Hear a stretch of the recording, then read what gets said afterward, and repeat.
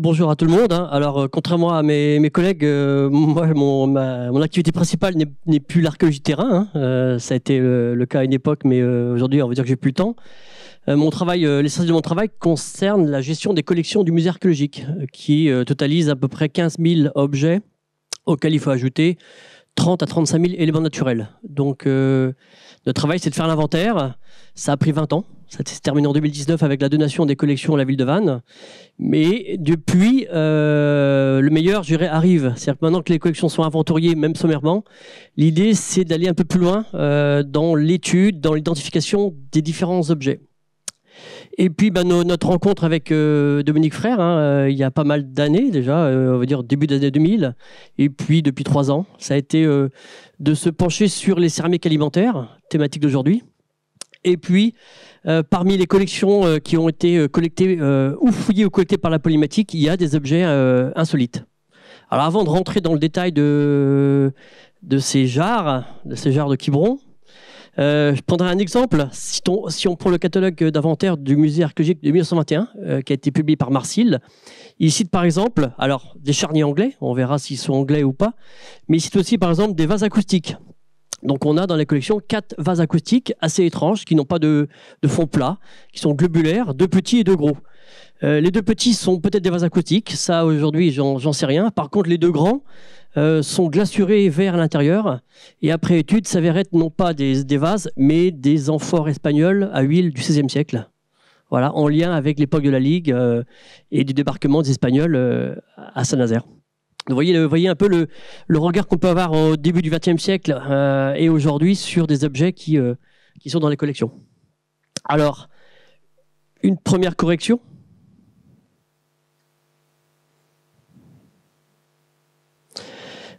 On ne parle pas du débarquement de Quiberon. Si, je préfère corriger tout de suite parce qu'on va me gronder, on va me dire mais attends, tu connais pas l'histoire de la région.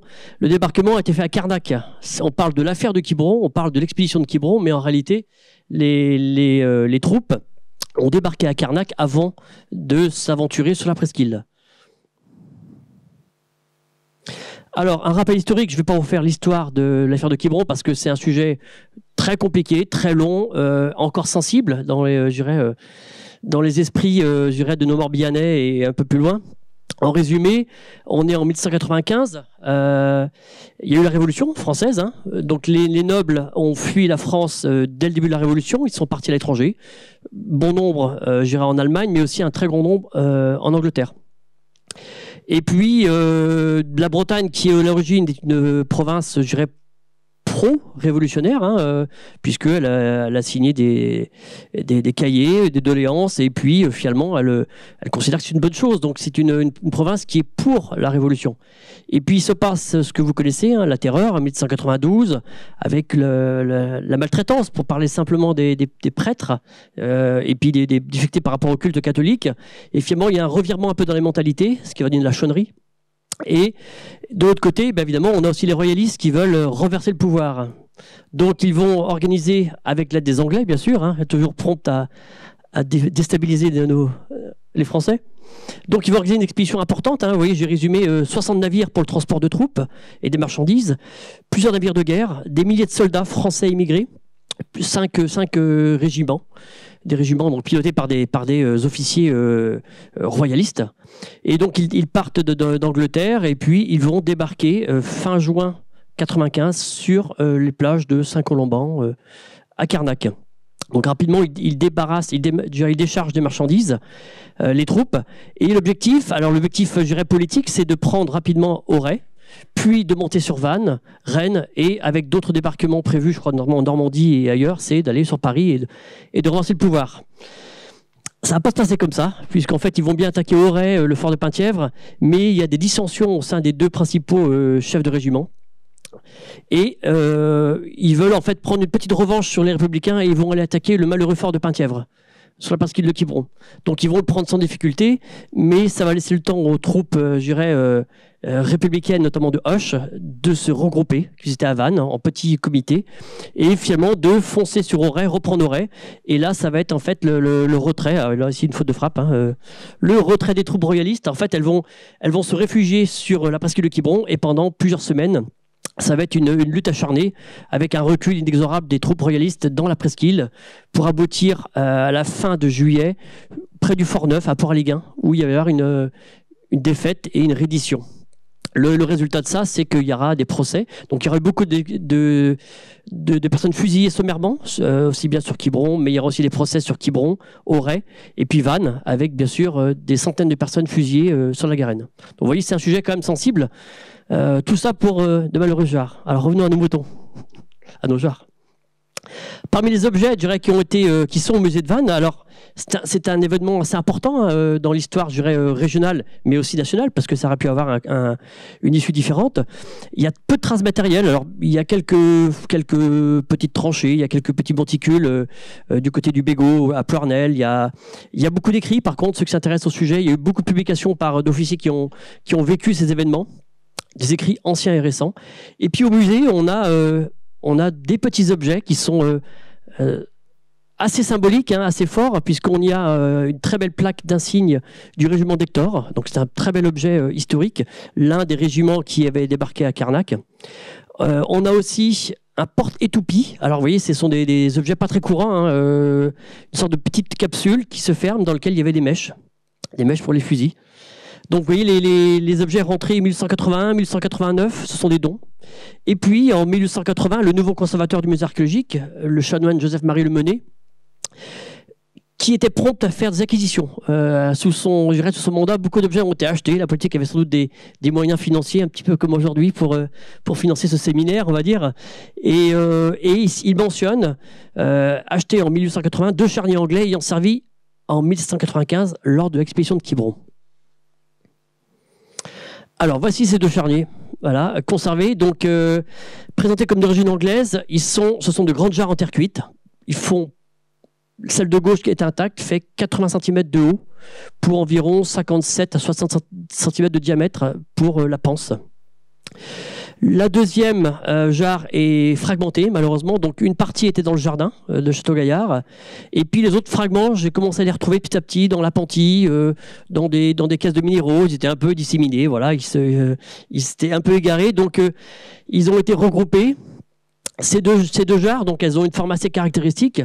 Et tout de suite, on s'interroge, on se dit, mais est-ce que les jarres sont anglaises? Donc, une recherche documentaire est menée rapidement.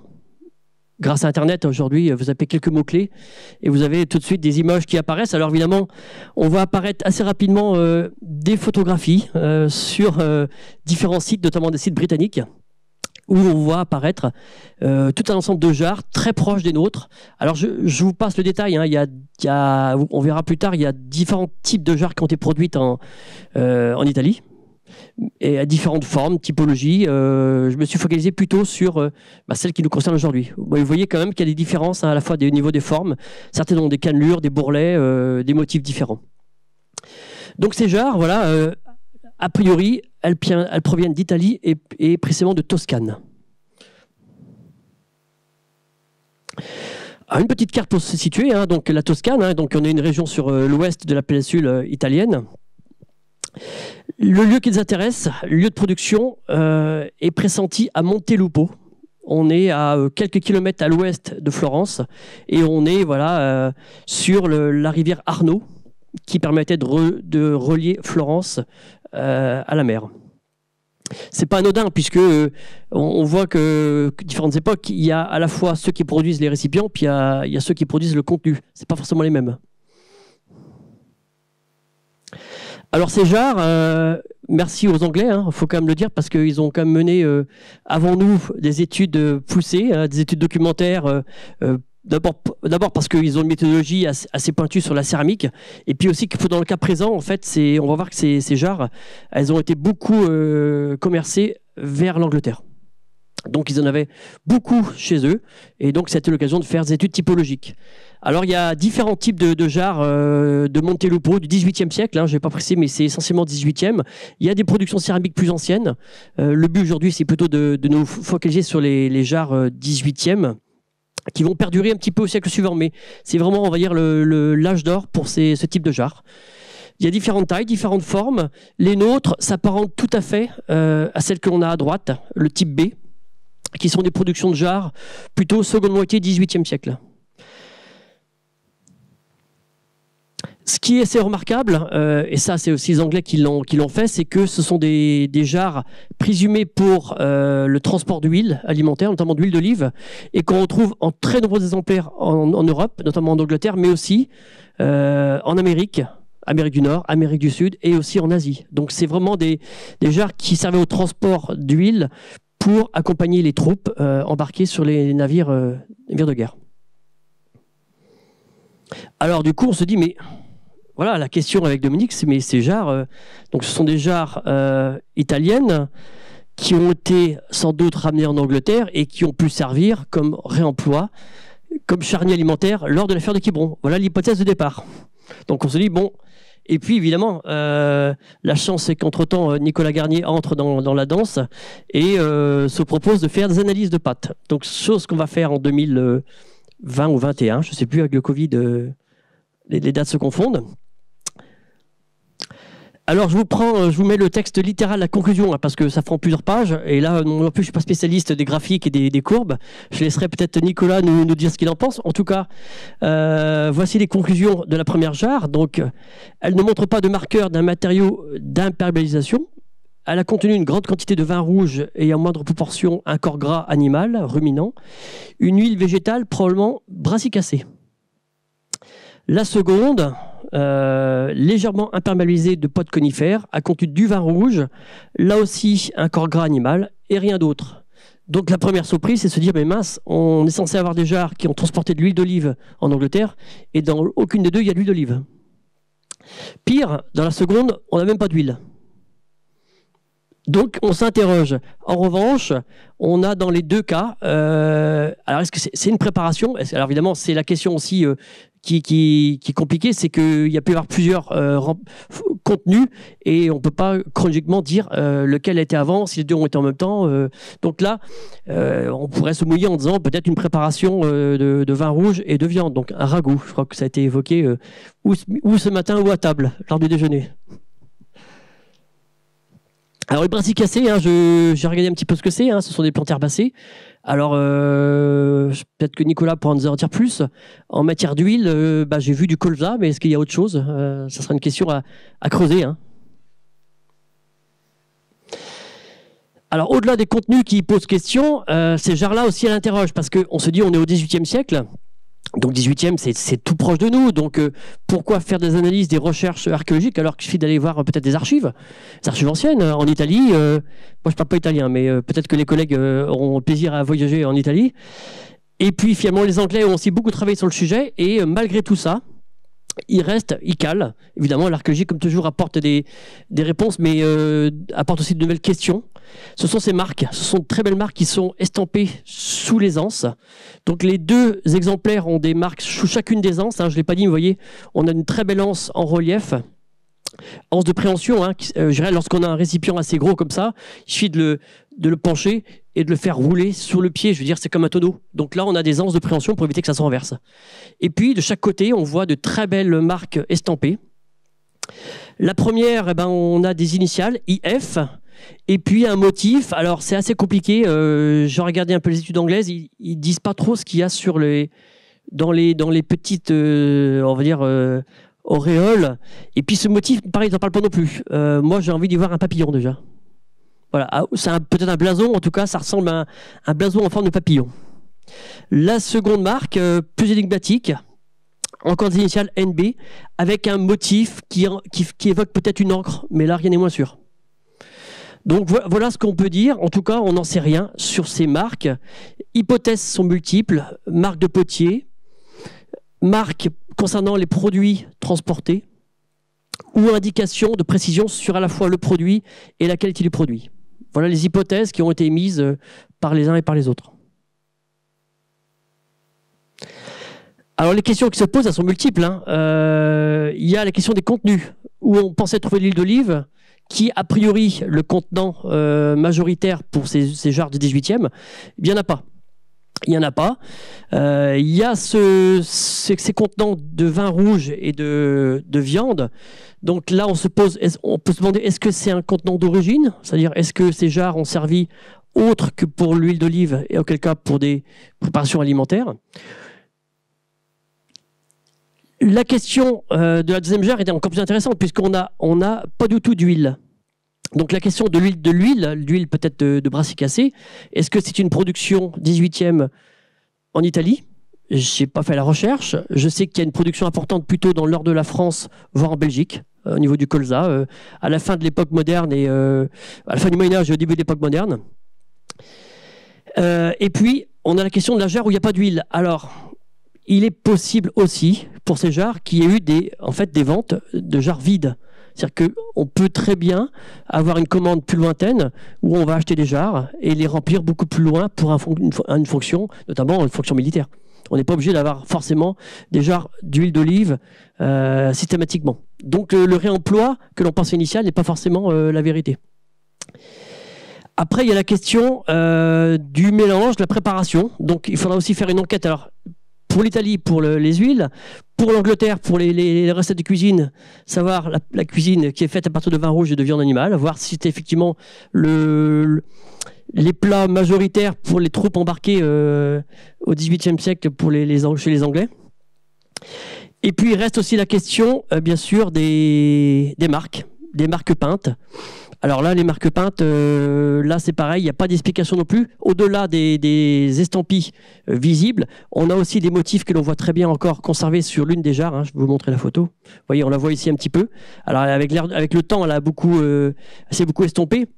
Et puis il faut dire aussi que ces jarres ont servi partout où elles ont été, déposées, de jardinières. Donc il est possible qu'il en reste à Carnac, il est possible qu'il y en ait ailleurs. En tout cas, ces jarres, voilà, avec le temps, elles se dégradent parce que le froid, l'humidité fait qu'elles finissent par se briser. Et puis ces marques imprimées. Alors l'hypothèse qui est la plus plausible, ça serait des marques de potiers, malgré tout. Puisque on se dit finalement que la plupart des marques que l'on trouve sur les céramiques, on pense bien sûr à l'époque romaine, les estampilles, mais on en trouve aussi à des époques plus tardives. On a des fois des poinçons, des marques épigraphes ou anépigraphes, ce sont toujours des marques de potiers. Donc là, on pourrait quand même se dire que ce sont effectivement, une fois de plus, des marques d'atelier. Reste à traduire ces marques d'atelier. On a des initiales. Là, on n'a pas la réponse. Le IF, qui est le plus courant, est-ce que ce sont des villes? On a Impruneta, qui est une ville aussi qui a produit les jarres. Le F, est-ce que c'est Florence? Voilà. Firenze, ou est-ce que ce sont des noms de famille?